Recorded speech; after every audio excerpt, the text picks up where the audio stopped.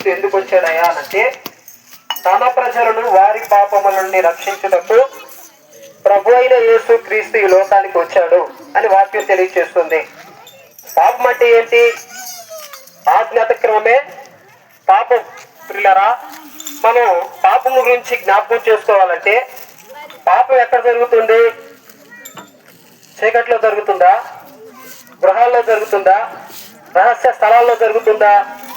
ప్రతి కుటుంబంలో కూడా జరుగుతుంది. నేటి దినాన మన కుటుంబంలో జ్ఞాపకం చేసుకుంటే పిల్లలను పెంచడానికి తల్లిదండ్రులు ఎంతో ప్రయాసపడతారు. చిన్నప్పుడు వాడు మాట వింటాడు. 12-13 సంవత్సరాలు వచ్చేసరికి ఏం చేస్తున్నాడు? నేర్తనం పిల్లలు తిరగబడుతున్నారు. 20 సంవత్సరాలు వచ్చేసరికి వాడు ఆలోచనలు, తలంపులు, ఉద్దేశాలన్నిటినీ చూసి గృహంలో ఉన్న తల్లిదండ్రులు ఏం చేస్తున్నారంటే బాధపడుతున్నారు.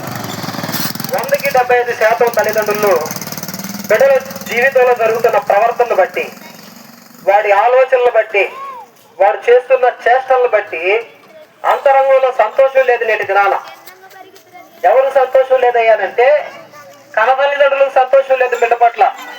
ఇన్ని రోజులు వాడిని సాకేనే కష్టం చేసి పలు విధములైన బాధలు పడి వాడిని పోషిస్తే వాడు ఈరోజు ఈ మాట అంటాడు,